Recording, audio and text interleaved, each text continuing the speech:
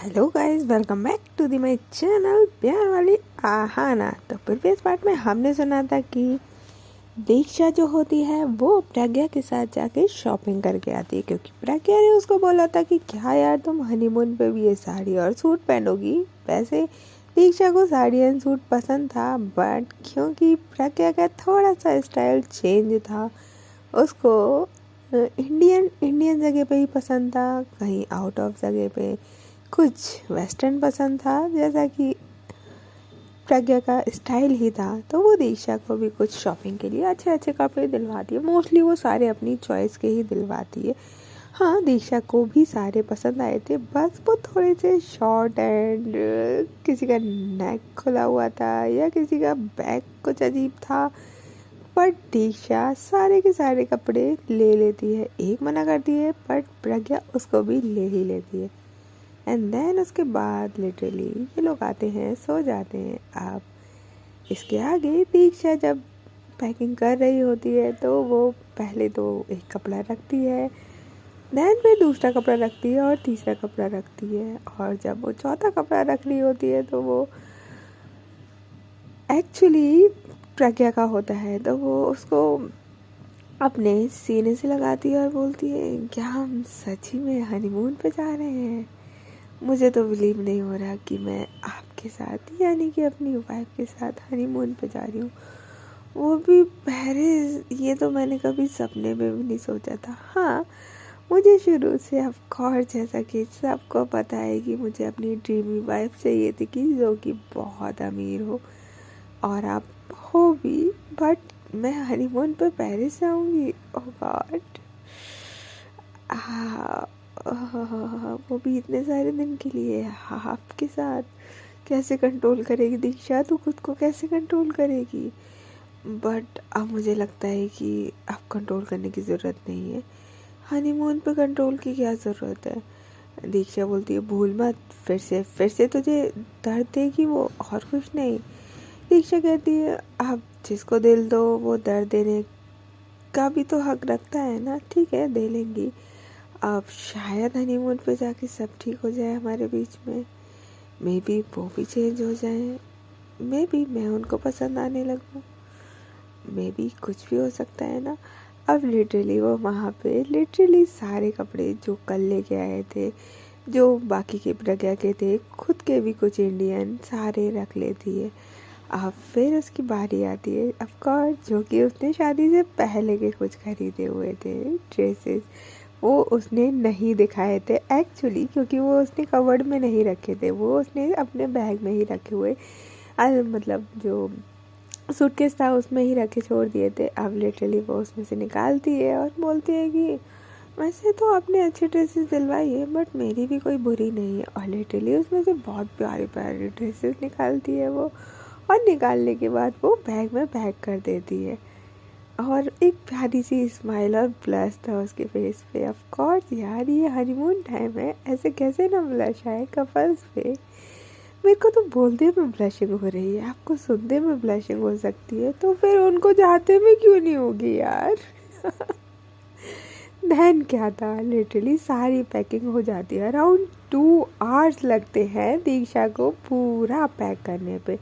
जैसे ही पूरा पैक हो जाता है तो बस बैग खोला ही हुआ था, बैग बंद करने की बारी आती है, तभी उसका फ़ोन जो है वो रिंग होता है। जैसे ही फ़ोन रिंग होता है तो दीक्षा अपना फ़ोन ढूंढती है कि भाई फ़ोन कहाँ है उसका, क्योंकि पैकिंग में सब कुछ इधर उधर हो बिखरा रखा था पूरे रूम में।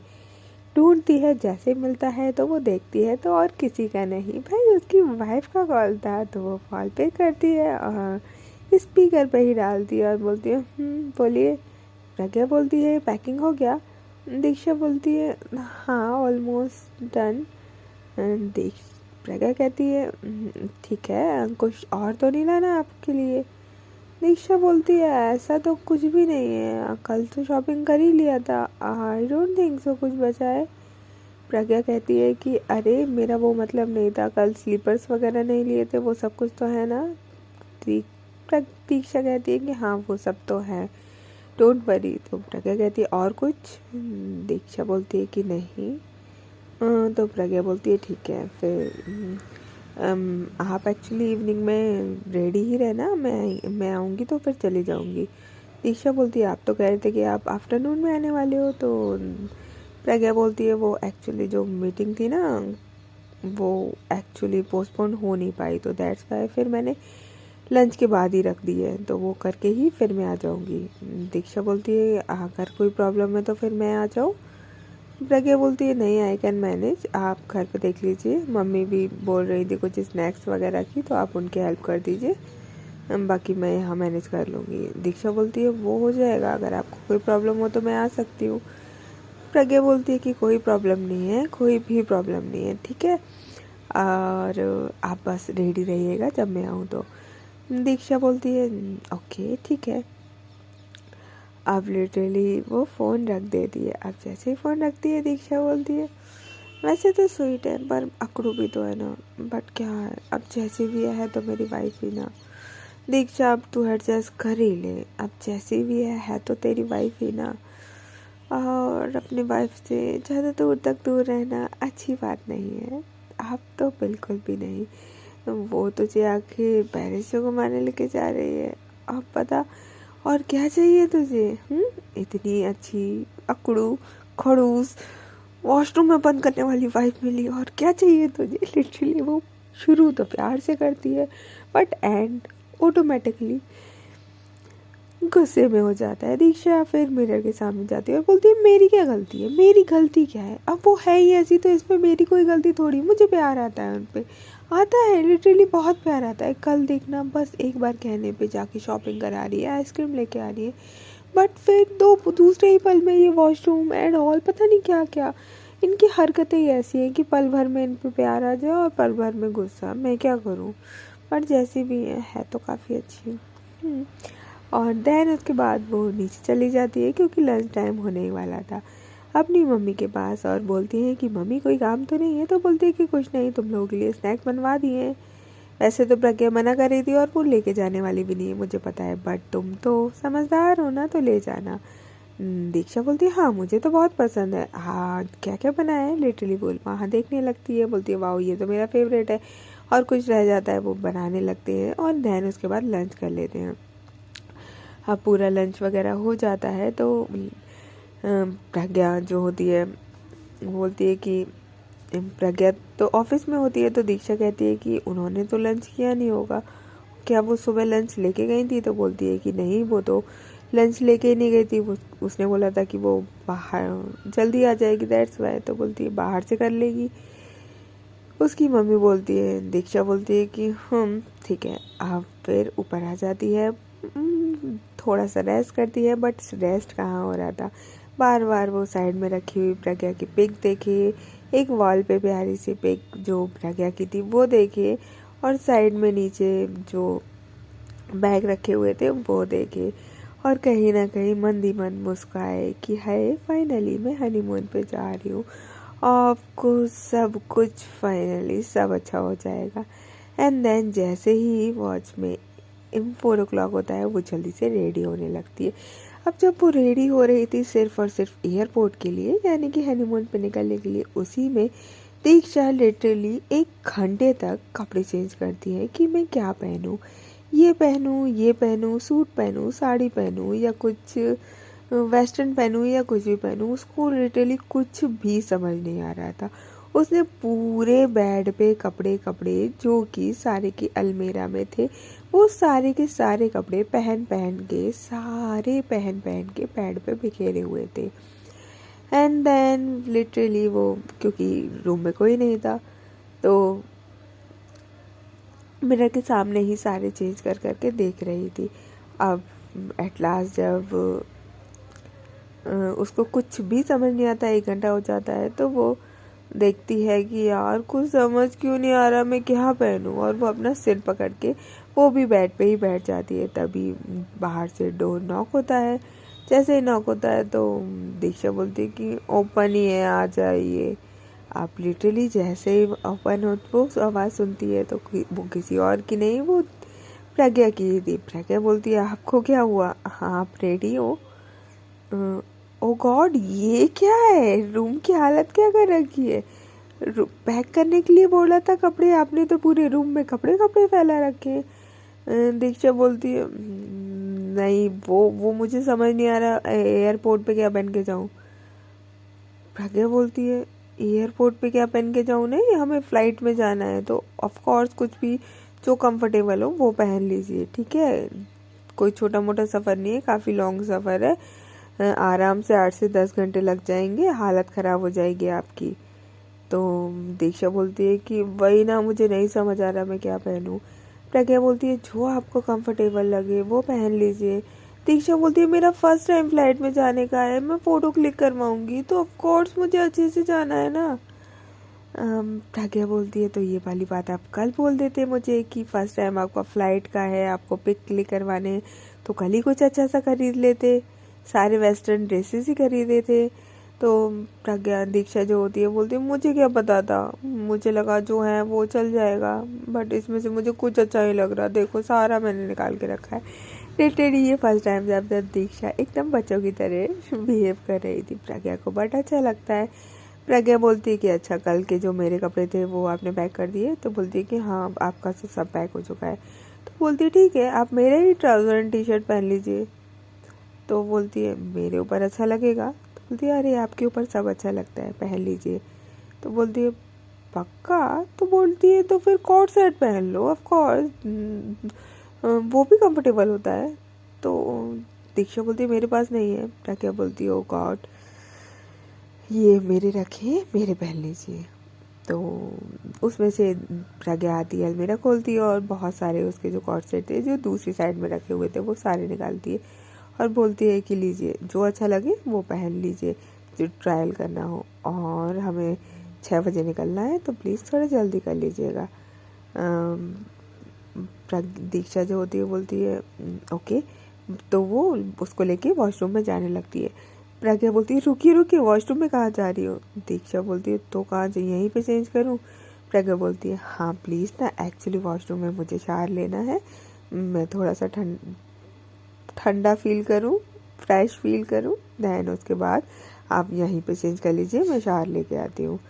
दीक्षा बोलती है ठीक है, आप लिटरली वो चली जाती है, वो शावर ले रही होती है, यहाँ पे ये कपड़े चेंज कर रही होती है। जब कपड़े चेंज कर रही होती है तो इसको ये कपड़े भी नहीं समझ आ रहे होते सीरियसली। एंड देन उसके बाद एकदम से जब वो कपड़े पहन पहन के सारे देख चुकी होती है तब प्रज्ञा आ जाती है और प्रज्ञा कहती है अब क्या हुआ, अब क्यों सिर पकड़ के बैठे हो। दीक्षा बोलती है इसमें से भी कुछ अच्छा नहीं है। प्रज्ञा बोलती है और ये भी अच्छा नहीं लगा सीरियसली। प्रज्ञा बोलती है, दीक्षा कहती है कि हाँ कुछ अच्छा नहीं है ये भी। तो प्रज्ञा बोलती है आप ना ऐसा करिए, आप सूट ही पहन लीजिए, ठीक है आपके लिए वही कंफर्टेबल है, और सूट नहीं तो फिर ऐसा करिए साड़ी पहन लीजिए, आपको वही कंफर्टेबल लगता है ना तो वह पहन लो। दीक्षा बोलती है ऐसा भी नहीं है कि मुझे साड़ी कंफर्टेबल लगती है, और साड़ी किसको कंफर्टेबल लगेगी। तो बोलती है तो सूट पहन लीजिए, सूट कंफर्टेबल लगता होगा। दीक्षा बोलती है ऐसी भी मैं कोई इंडियन वो नहीं हूँ जो मैं all time suit and sari पहनती हूँ। तो प्रज्ञा कहती है तो आप ऐसा करिए, आप कुछ भी मत पहनिए, ऐसे ही चल लीजिए, वो ज़्यादा कंफर्टेबल हो जाएगा। दीक्षा बोलती है क्या। प्रज्ञा बोलती है हाँ तो मतलब कोई कपड़े नहीं मिल रहे आपको पहनने के लिए, जब आप जाने के लिए इतना वो कर रही हैं तो वहाँ क्या करेंगे आप सीरियसली। दीक्षा बोलती है ऐसा भी नहीं है, ठीक है हाँ रुकिए मैं अभी 2 मिनट में रेडी होके आती हूँ। दीक्षा वो प्रज्ञा कहती है कि जल्दी, ठीक है अब मैं रेडी हो चुकी हूँ, आपको टाइम नहीं लगना चाहिए। प्रज्ञा बोलती है, दीक्षा बोलती है ठीक है हम नहीं लगेगा। एंड देन वो वॉशरूम में जाती है और रेडी शेडी होती है। प्रज्ञा जो होती है वो देखती है कि दोनों बैग पूरे फुल टूज भरे हुए हैं बट बंद नहीं करे हैं। अब लिटरली वो उसको बंद करने की कोशिश कर रही थी और दीक्षा को आवाज़ लगा रही थी, बोलती है कि दीक्षा वॉशरूम में से आती है और लिटरली प्रज्ञा जब उसको देखती है तो वो बड़ी क्यूट लग रही थी। उसने एक शर्ट पहना हुआ था प्यारा सा और नीचे एक नॉर्मल सा ट्राउज़र पहना हुआ था जो कि काफ़ी क्यूट लग रहा था, बड़ी प्यारी सी क्यूट सी। जब प्रज्ञा उसको देखती है तो बोलती है हाँ ये अच्छा लग तो रहा है, फिर क्या दिक्कत थी। तो दीक्षा बोलती है आवाज़ क्यों लगा रहे थे। तो प्रज्ञा कहती है कि ये जो बैग्स आपने कूट कूट के भर दिए इनको बंद करवाने में हेल्प करेंगी आप? दीक्षा बोलती है कि मेरा काम भरना था, बंद करना आपका है। प्रज्ञा कहती है व्हाट यू मीन कि बंद करना मेरा है? प्रज्ञा कहती है जब ऐसे, तो दीक्षा कहती है हाँ तो मैं क्या हेल्प करवाऊँ? तो बोलती है मैं अकेले कैसे बंद करूँ? हेल्प करवाइए, मैं इस पर बैठ रही हूँ, आप बंद कर दीजिए। अब क्या था, फिर वो दोनों इसको बंद करते हैं। अब नीचे से आवाज़ आती है नानी माँ की, बेटा आ जाओ नीचे, फिर लेट हो जाएगा तुम दोनों को। एंड देन उसके बाद वहाँ पे जो उनका ड्राइवर होता है वो आता है और उनके दोनों बैग्स लेके नीचे जाने लगता है। और जो दीक्षा और प्रज्ञा होती है वो जैसे ही रूम से निकल रही होती है तो दीक्षा बोलती है कुछ रह तो नहीं गया? प्रज्ञा बोलती है कुछ रह भी जाएगा तो बाहर से ले लेंगे, ओके चले आप। दीक्षा जो होती है बोलती है कि सुनिए मुझे आपसे कुछ बात करनी है। जी जस्ट रूम से बाहर निकलने ही वाले थे, निकले नहीं थे तभी। प्रज्ञा बोलती है कि हाँ बोलिए। तो दीक्षा थोड़े से नॉटी मूड में आती है एक्चुअली, क्योंकि उसने डिसाइड किया था कि वो प्रज्ञा को काफ़ी छेड़ने वाली है, दैट्स वाई। तो वो डोर जो होता है उसको बंद कर दिए, जो कि खुला हुआ था ऑफ कोर्स, क्योंकि जो ड्राइवर आया था वो बैग्स लेके गया था, दैट्स वाई। वो प्रज्ञा बोलती है डोर क्यों बंद कर रही है, हमें जाना है।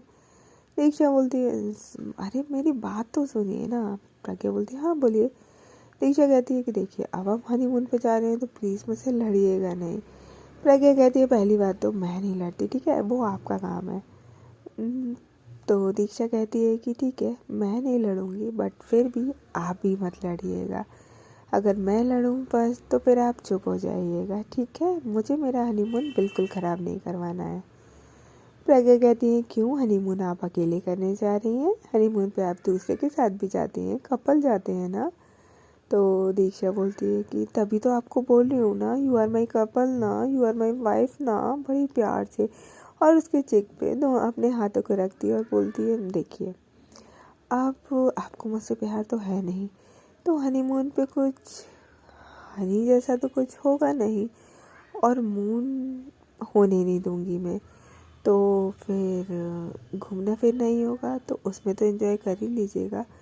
प्रज्ञा कहती है व्हाट यू मीन कि हनीमून पे हनी जैसा कुछ नहीं होगा? फिर जा क्यों रहे हैं हम? ऑफ कोर्स होगा, यू आर माई वाइफ, पूरे सबके सामने शादी करके लेके आई हूँ, मैं जो चाहूँ वो कर सकती हूँ। दीक्षा बोलती है कि हाँ तभी तो बोला ना कि जो चाहूँ वो कर सकती हो, बट प्यार से, जो कि आपके अंदर है नहीं। प्रज्ञा कहती है कि ठीक है, पेरिस में मेरा प्यार भी देख लीजिएगा, इतनी बेसब्री है तो। अब वाइफ तो हूँ ना मैं आपकी। लिटरली यहाँ पे छेड़ने तो दीक्षा गई थी प्रज्ञा को, बट वो खुद छेड़ के आ जाती है प्रज्ञा से।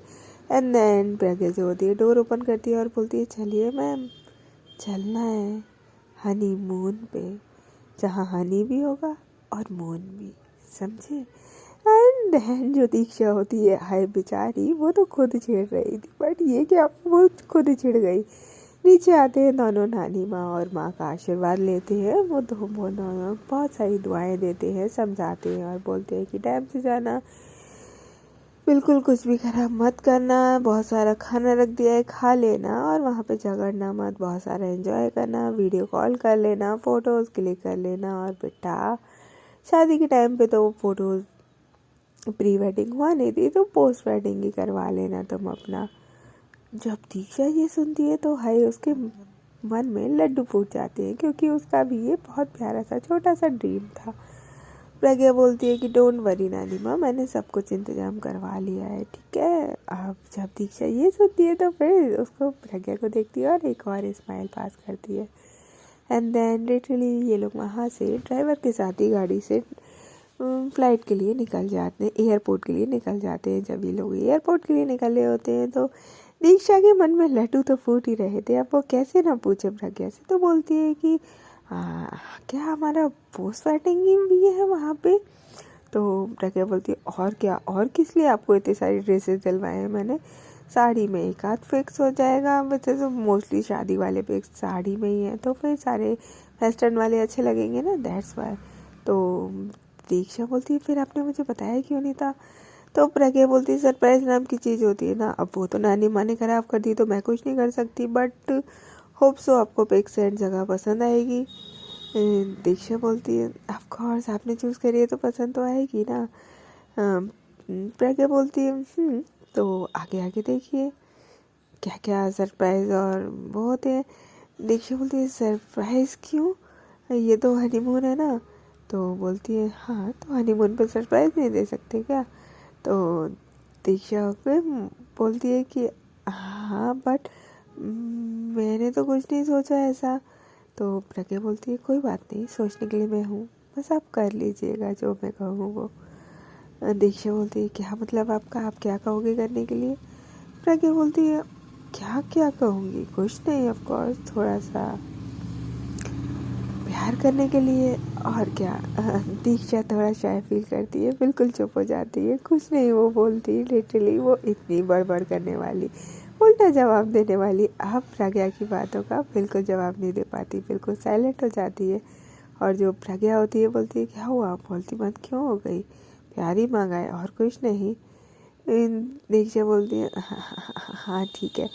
हाँ लिटरली ऐसे ही प्यार भरी बात करते करते ये लोग एयरपोर्ट पे पहुंच जाते हैं और वहाँ से ड्राइवर अलविदा करता है और ये अपना सामान लेके जाने लगते हैं। अब क्योंकि 2 बैग्स थे तो जो दीक्षा थी एक बैग उसने कैरी मतलब पकड़ के चल रही थी, ट्रॉली वाले थे, और दूसरा बैग प्रज्ञा ने पकड़ा हुआ था। अब ये लिटरली वहाँ पे टाइम से पहुँच जाते हैं। अब टाइम से तो पहुँच जाते हैं बट पहुंचने के बाद इनकी जो फ़्लाइट होती है वो थोड़ी डिले हो जाती है, क्योंकि जो फ़्लाइट थी वो 8 o'clock की थी बट वो 8 से 10 o'clock हो जाती है। अब दीक्षा बोलती है कि ये क्या बात होती है, ये क्या हम ट्रेन में जा रहे हैं जो ये लेट हो रही है। मैंने तो हमेशा ट्रेन में ही सफ़र किया है, वो हमेशा लेट होती थी, that's why I don't like train का सफ़र। मुझे क्या पता था ये फ़्लाइट भी लेट ही होती रहती है, I don't like also flight का सफ़र। प्रज्ञा बोलती है हो जाता है कभी कभी, इट्स ओके, कोई बात नहीं, हम यही वेट करते हैं ना। तो दीक्षा बोलती है नहीं मुझे अच्छा नहीं लग रहा। प्रज्ञा बोलती है क्या अच्छा नहीं लग रहा, बोलती है नहीं मुझे घर जाना है। प्रज्ञा कहती है क्या अभी फ्लाइट में बैठे भी नहीं है और आपको घर जाना है। तो बोलती है ये लेट है ना तो मैं क्या करूँ। तो बोलती है दूसरी कर दे जो टाइम से हो। तो बोलती है हाँ तो इतनी देर वेट करना पड़ेगा ना, मैं क्या करूँगी इतनी देर वेट करके। तो प्रज्ञा लिटरली उसका मन जीतने के लिए, उसका दिल जीतने के लिए अब तो सीरियसली कुछ भी कर सकती थी और उसको अच्छा भी लग रहा था। बोलती है कि मेरे पास एक आइडिया है अगर आप चाहो तो। दीक्षा बोलती है क्या। तो बोलती है कि मैं आपके बहुत सारे पिक्स क्लिक कर सकती हूँ एयरपोर्ट पे हर एक कोने में, जो कि आप अगर अभी अपलोड करोगे इंस्टाग्राम पे तो शायद आपको बहुत सारे लाइक्स और कमेंट्स आ जाए, जिससे आपके पूरे 2 घंटे पता भी नहीं चलेंगे कैसे निकल गए। दीक्षा बोलती है हाँ nice idea, I like it. Pragya बोलती है फिर ठीक है चालू हो जाए। तो दीक्षा बोलती है देखिए और पूछ लिटरली जो प्रज्ञा होती है वो एयरपोर्ट के हर एक कोने में दीक्षा के फ़ोटो क्लिक करती है, जैसा दीक्षा बोलती है वैसा परफेक्टली उसी पोज में उसी तरीके से, कभी ऊपर कभी नीचे बैठ के बहुत प्यारे प्यारे पिक्स क्लिक करती है। अब like literally half an hour तक तो पिक क्लिक होते हैं, देन उसके बाद बैठ के दीक्षा जो है वो सारे पिक्स, क्योंकि वो प्रज्ञा के ही फ़ोन में थे तो वो सारे पिक्स देख रही थी और बोलती ये वाला कितना अच्छा है ना, देखो ये वाला कितना अच्छा है। प्रज्ञा बोलती मैंने क्लिक करे हैं तो सारे अच्छे आएंगे डोंट वरी। और सीरियसली वो पिक्स भी बहुत ज़्यादा प्यारे थे, बहुत ज़्यादा। दैन उसके बाद दीक्षा बोलती है ये मुझे शेयर करो ना। तो प्रज्ञा बोलती है हाँ आप कर लीजिए। एंड देन अब वो दोनों, प्रज्ञा के पास अपना फ़ोन नहीं था, दीक्षा के पास दोनों के दोनों फ़ोन थे और वो सारे के सारे फ़ोटोज़ अपने पास शेयर कर लेती है। ओके गाइस, तो फिर मिलते हैं अब नेक्स्ट पार्ट में। अब आप बोलोगे स्टोरी थोड़ी स्लो जा रही है, एक्चुअली मुझे थोड़ा सा स्लो पसंद है, दैट्स वाई स्टोरी स्लो जा रही है। जिसको फास्ट पसंद है वो थोड़ा सा वेट कर ले। तब तक के लिए टेक केयर, बाय बाय।